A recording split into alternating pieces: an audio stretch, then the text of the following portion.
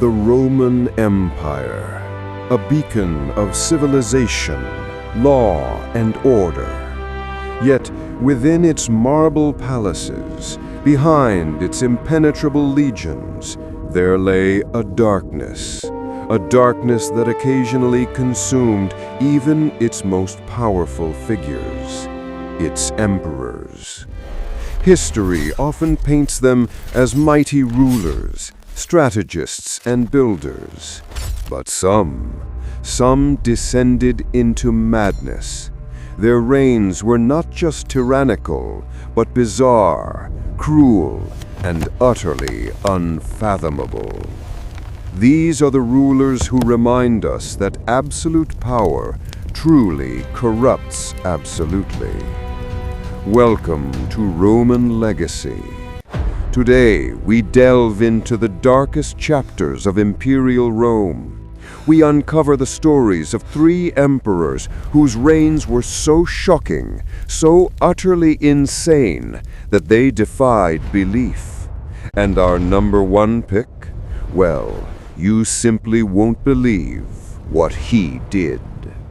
Our journey into madness begins with a name synonymous with debauchery and terror. Gaius Julius Caesar Germanicus, a name that sounds noble, a lineage that promised glory. He was the son of the beloved Germanicus, and for a time, Rome adored him.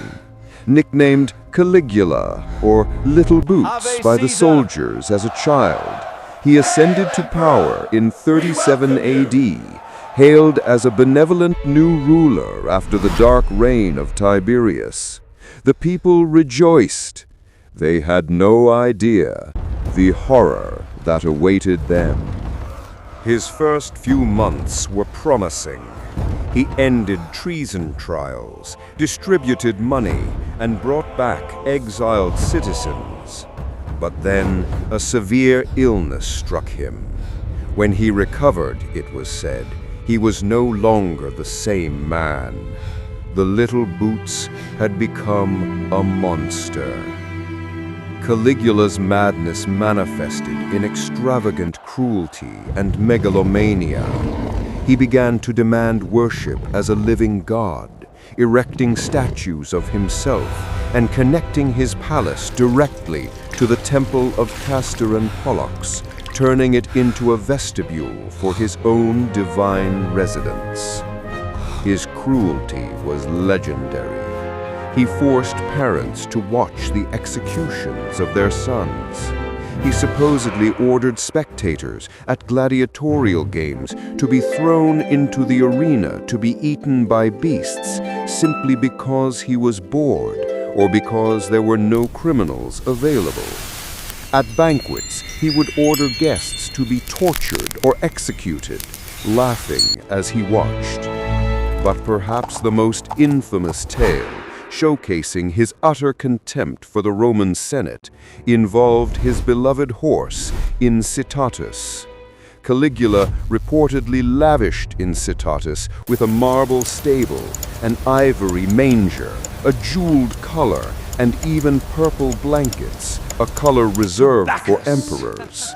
He would host dinner parties for the horse, feeding him oats mixed with gold flakes. The ultimate insult, he allegedly promised to appoint Incitatus as a consul, one of the two chief magistrates of Rome. Someone help me! Whether he actually intended to follow through is debated, but the very threat was a deliberate, mocking humiliation of the powerful Roman elite. His sexual depravity was equally shocking. He was rumored to have had incestuous relations with his sisters and to have prostituted high-ranking Roman women. He would kidnap wives from their husbands at banquets, bringing them back later to recount their sexual exploits. Caligula's reign of terror lasted only 4 years. His unpredictable violence, his outrageous demands, and his blatant disregard for Roman tradition and human life eventually led to his assassination by his own Praetorian Guard in 41 AD. His death was met with widespread relief, and an attempt was made to erase his memory from history. But the stories of Little Boots and his monstrous reign have echoed through millennia. From one monster to another, our next emperor, Nero, inherited an empire at its zenith. Ascending to power in 54 AD at the age of 16, he initially ruled under the guidance of his mother Agrippina, the philosopher Seneca, and the praetorian prefect Burrus. For the first 5 years, known as the Quinquennium Neronis, his reign was considered a model of good government. But like Caligula, the promise of a golden age quickly dissolved into tyranny and depravity. Nero's descent into madness was slow, but ultimately devastating. He quickly grew resentful of his domineering mother, Agrippina. After several failed attempts to poison her, he ultimately ordered her assassination, staging it as a shipwreck. This matricide sent shockwaves through Rome, marking a clear turning point in his reign. He fancied himself a great artist, a poet, musician, and actor, despite often being mediocre. He forced senators and nobles to attend his lengthy, terrible performances, where it was forbidden to leave, even for childbirth. To applause, real or coerced, was mandatory. But Nero's name is most famously and infamously linked to the Great Fire of Rome in 64 AD. The fire ravaged the city for 6 days, destroying 2/3 of Rome. The popular legend claims Nero fiddled while Rome burned, gazing from his palace and composing music. While he likely didn't play a fiddle, an instrument not invented yet, he did perform his own compositions while watching the catastrophe unfold. The people of Rome, devastated and homeless, suspected Nero himself had started the fire to clear land for his lavish new palace, the Domus Aurea, or Golden House, which indeed rose from the ashes. To deflect this blame, Nero found a convenient scapegoat, the Christians. He unleashed a brutal persecution, torturing, crucifying, and burning them alive. Some were coated in pitch and set ablaze to light his gardens at night. This marked the first state-sponsored persecution of Christians, forever cementing Nero's image as an anti-Christ figure in their tradition. His paranoia grew, leading to a series of purges against perceived enemies, including his former mentor, Seneca. His extravagant spending bankrupted the empire. Eventually, the legions rebelled. Facing certain capture and execution, Nero took his own life in 68 AD, reportedly uttering, "What an artist dies in me." With his death, the Julio-Claudian dynasty, founded by Augustus, came to a bloody end. Caligula and Nero. Their names echo through history as epitomes of cruelty and madness. But for our number one spot, we turn to an emperor whose reign, though brief, was so utterly bizarre, so fundamentally alien to Roman values, that he stands alone in his unique brand of insanity. Prepare yourself for our most insane Roman emperor. Number 1. Elagabalus, Varius Avitus Bassianus, reigned 218 AD to 222 AD.